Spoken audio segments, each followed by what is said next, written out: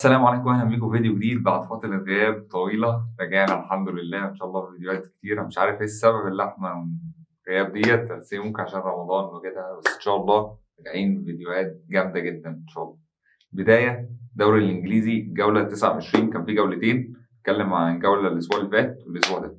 جولة 29 بداية فوز مانشستر سيتي على ليفربول 4-1، ونتيجة كانت كبيرة جدا للسيتي وكبيرة على ليفربول اللي هو يخسر 4-1.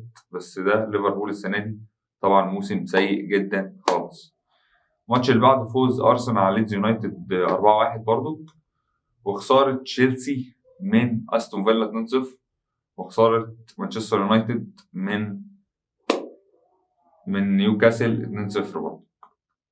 أما الماتش الأخير تعادل إيفرتون وتوتنهام 1-1. ده كانت الجولة 29. الجولة 30 اللي كانت الأسبوع ده فوز السيتي على ساوثهامبتون 4-1، وتعادل أرسنال مع ليفربول 2-2. ماتش كان قوي جدا، وليفربول فرض التعادل على أرسنال، وأرسنال كده تعطل في صراع الصدارة على الدوري الإنجليزي. أما باقي المطوشة فوز مانشستر يونايتد على إيفرتون 2-0، وخسارة تشيلسي تاني ماتش على التوالي من وولفرهامبتون 1-0، وفوز توتنهام 2-0 على برايتون. ده كانت الجولة 30 من الدوري الإنجليزي. طبعا المتصدر أرسنال 73 نقطة، بعديها السيتي 67 نقطة، والسيتي ليه ماتش مؤجل. ده كان الدوري الإنجليزي. هندخل في الدوري الأسباني جولة 28، والبداية بإيه بقى؟ خسارة ريال مدريد بعد ما تأهل فاز على برشلونة 4-0 في عودة الكاس، فخسر من فيا ريال على أرضه 3-2.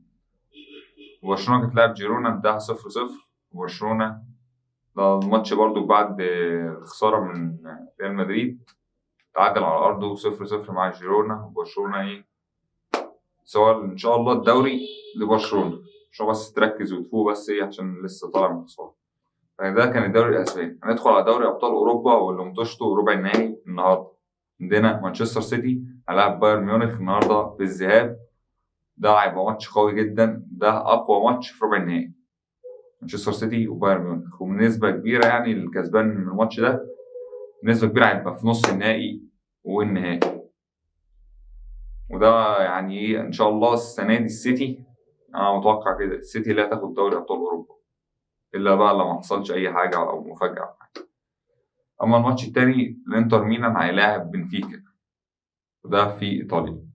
ده الماتش ربع النهائي التاني. بكرة بقى ماتشات في ريال مدريد وتشيلسي وميلان ونابولي. كل ماتش طبعا الساعة 9 مساء توقيت مصر.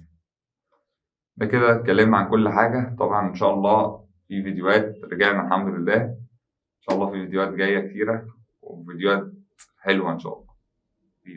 بس لو عجبك الفيديو متنساش لايك وشير وسبسكرايب وتفعيل جرس التنبيهات. تابعني بقى على كل السوشيال ميديا في الديسكربشن. أشوفكم في فيديو جديد. سلام.